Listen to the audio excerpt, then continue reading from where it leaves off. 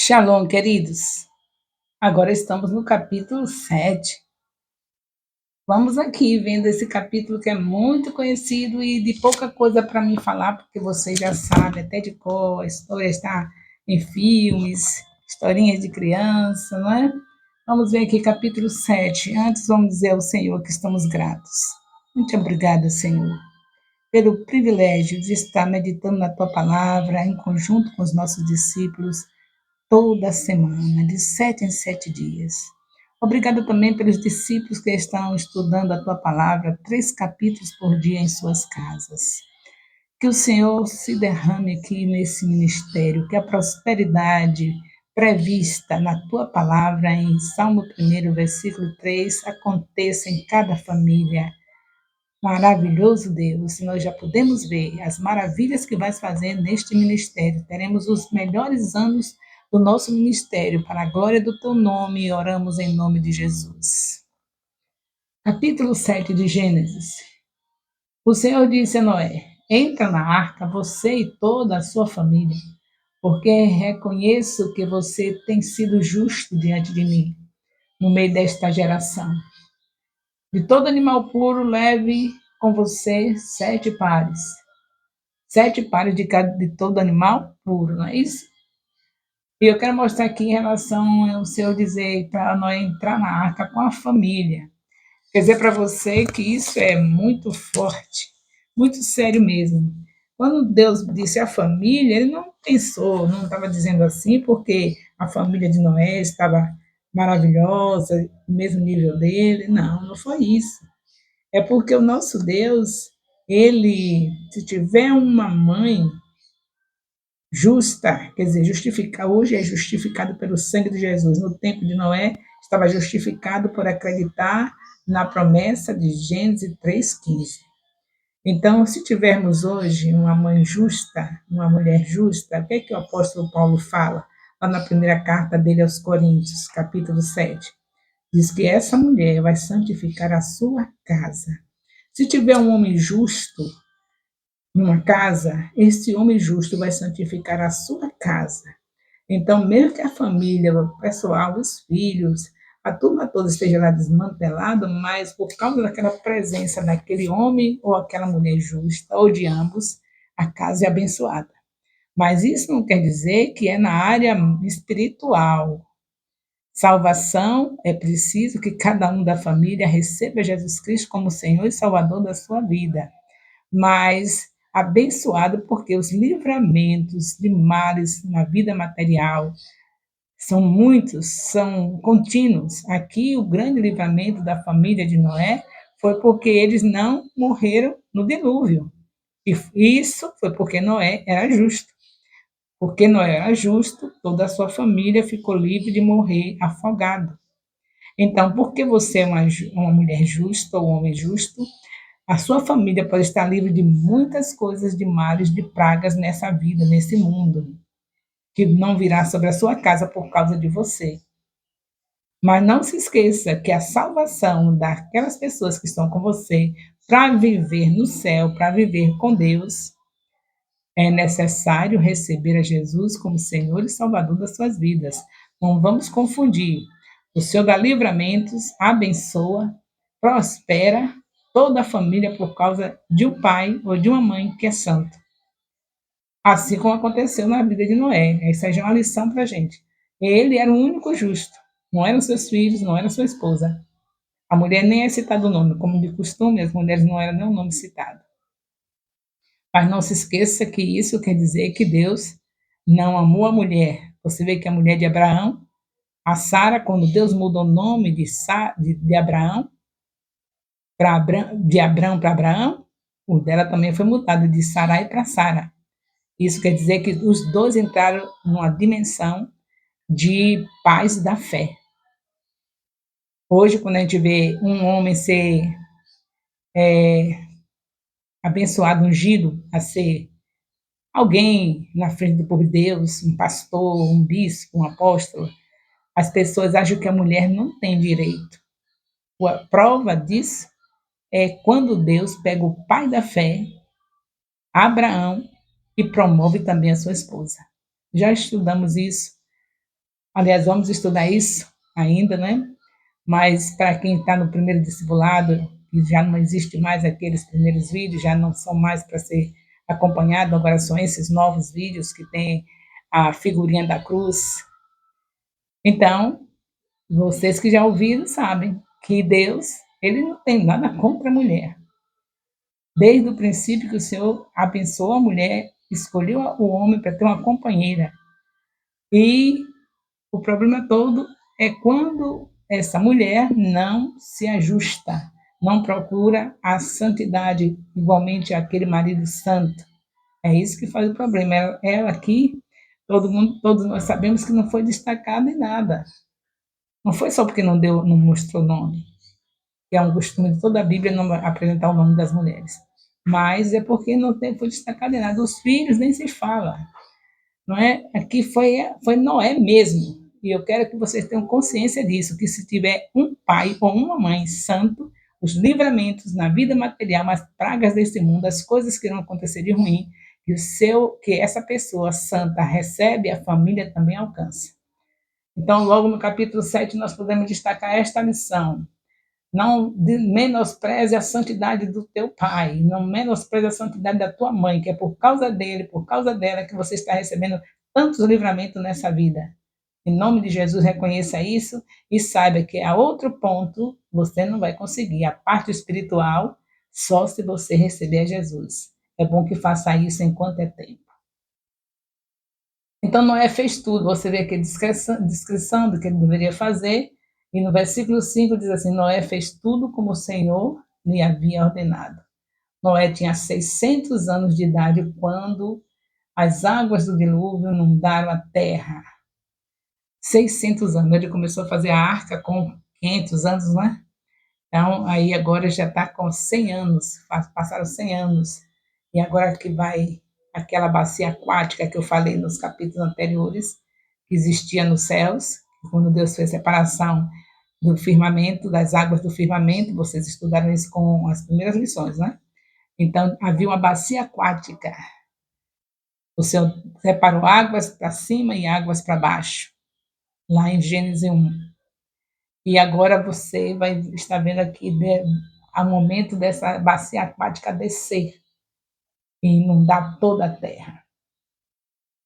Por causa dessas águas do dilúvio, Noé entrou na arca, ele com seus filhos, a sua mulher e as mulheres dos seus filhos, dos animais puros, dos animais impuros, das aves e de todo animal que rastejava sobre a terra, entraram junto de Noé com a arca, na arca, de dois em dois, macho e fêmea, como Deus havia ordenado a Noé. E aconteceu que depois de 7 dias vieram sobre a terra as águas do dilúvio. A bacia aquática desce depois de 7 dias que Noé está na arca. No ano 600 da vida de Noé, aos 17 dias do segundo mês, nesse dia, romperam-se todas as fontes do grande abismo e as comportas dos céus se abriram. E caiu chuva sobre a terra durante 40 dias e 40 noites. Vocês sabem que nunca tinha acontecido isso na terra, né? Não tinha caído chuva na terra. Noé não conhecia a chuva. E mesmo assim ele teve fé. Ele confiou no que Deus ordenou para ele. Fez a arca, mesmo não conhecendo o dilúvio, não conhecendo nenhuma chuva. Já imaginou você estar vivendo onde você nunca viu nada daquilo que Deus está dizendo que vai acontecer e você fazer? Isso é fé. Ele foi justificado pela fé. Assim como ele teve fé na promessa de Gênesis 3,15, também teve fé nessa palavra do Senhor em relação ao dilúvio. Bom, durou 40 dias e 40. O dilúvio durou 40 dias sobre a terra, as águas subiram e levaram a arca sobre a terra, as águas prevaleceram e aumentaram muito na terra, a arca, porém, flutuava sobre as águas. As águas prevaleceram excessivamente sobre a terra e cobriram todos os altos montes que havia debaixo do céu. Louvado seja Deus. Glórias ao nome do nosso Deus. E este homem está aqui privilegiado, né? Noé. As águas ficaram 7 metros acima deles, e os montes foram cobertos, e morreram todos os seres vivos que se moviam sobre a terra, aves, animais domésticos, animais selvagens, todos os enxames de criaturas que povoam a terra, e todos os seres humanos, tudo que havia em terra seca e tinha fôlego de vida em suas narinas, morreu. Assim foram exterminados todos os seres que havia sobre a terra, na face da terra, as pessoas e os animais, os seres que se rastejavam e as aves dos céus, foram extintos da terra. Ficou somente Noé e os que com ele estavam na arca. E as águas prevaleceram sobre a terra durante 150 dias. 150 dias as águas ficaram sobre a terra. Então, queridos, o que nós vemos aqui é um homem com sua família salvo, porque se firmou na promessa do Senhor Deus, no proto-evangelho, que é Gênesis 3:15. Ele creu, assim como você foi salvo. Nós somos salvos porque Jesus veio e nós acreditamos que a promessa se cumpriu, porque a promessa de Gênesis 3:15 já se cumpriu, que Jesus já veio, porém com Noé foi diferente. Ele foi salvo, ele estava sendo escolhido, porque ele confiava que a promessa iria se cumprir. Então, note bem como Deus tem seriedade com as suas promessas. Deus requer de nós fé, confiança naquilo que ele diz.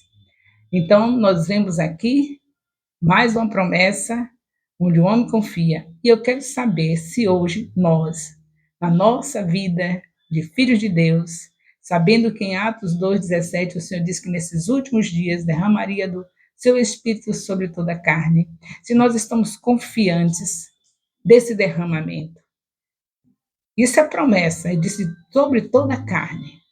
E Atos 2 diz isso, versículo 17, e quando chega em Atos 2, versículo 39, Pedro repete para os incrédulos, aqueles que estavam duvidando, ele repete dizendo que essa promessa não é só para eles, mas para todos que haveriam de nascer, todos que haveriam de vir, filhos, netos, gerações e gerações até Jesus Cristo voltar, estaria recebendo desse derramamento do Espírito, estariam com toda a liberdade para andar com o Espírito Santo dentro e sendo não somente andando com a gente, mas manifestando a sua presença em nós.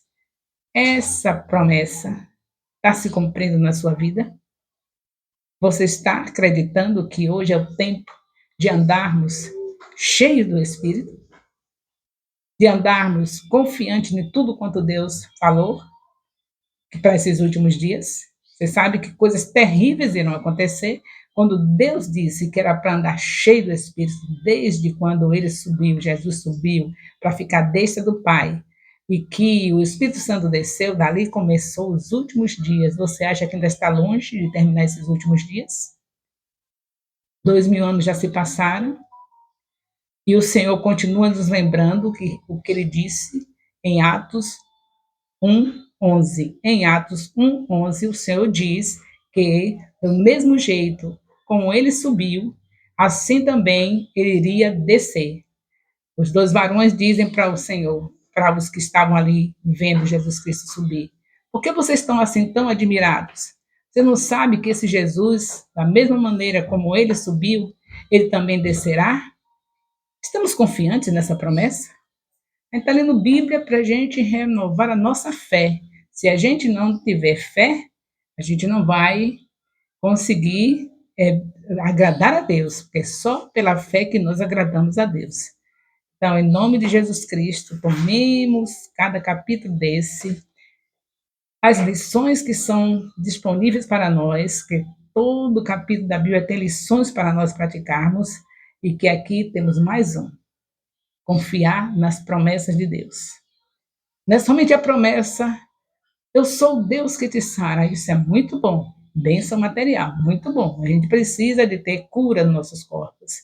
Nessa promessa eu sei que todos devem confiar, se bem que ainda existem as exceções que nem nessa crê. Mas essa é uma promessa do Senhor. Eu sou o Deus que te sara. Êxodo 15, 26. Em Mateus 10, capítulo 10, versículo 1 a 2, ele diz: Eu curo toda doença e toda enfermidade. O Senhor está falando, faz isso nas nossas vidas. Ele diz que quando ele estava ali na cruz, ele levou nossas doenças e nossas enfermidades. Tudo isso é palavra de Deus. E palavra de Deus é promessa, acontece na vida de todo aquele que crê. Mas não se esqueça, não é somente o material. Aqui os filhos de Noé estavam recebendo a bênção material, de não morrer no dilúvio, mas a bênção de estar com Deus. É preciso ter fé, confiar na palavra dele para estar na bênção dobrada, bênçãos materiais e bênção espiritual, que é um dia estar com Jesus Cristo naquela cidade que não precisa do sol nem da lua, porque a luz é ele, como diz o Senhor no livro de Apocalipse. Então está bem assim? Pegar de cada capítulo lições que são para aplicar nas nossas vidas, não é somente ler, é saber o que, é que Deus quer de cada capítulo para a nossa vida. Para a sua vida, nesse capítulo, para a minha vida, é lembrar de que Noé foi salvo no dilúvio com a sua família porque acreditou na promessa do Senhor. O amor de Deus, nosso Pai, a graça salvadora do nosso Senhor Jesus Cristo, a comunhão do Espírito Santo, seja com todos os discipuladores e discípulos do Ministério Apostólico Internacional Filhos de Jerusalém, desde agora e para sempre. Amém. Estamos encerrando, querendo lembrar para você que não deixe de ir no YouTube, no comentário, colocar o seu comentário, é colocar o capítulo que foi estudado na semana, o capítulo de cada semana, e ao lado do seu nome, o nome do seu discipulador ou discipuladora. Fico muito grata pela sua obediência, porque isso é o resultado de anos e mais anos abençoados, como que nunca nós vimos, que nunca vimos. Vamos ver se seguimos na obediência às orientações que o Espírito Santo está nos dando para esse Ministério Apostólico Internacional de Jerusalém. A bênção de Deus para todos mais uma vez.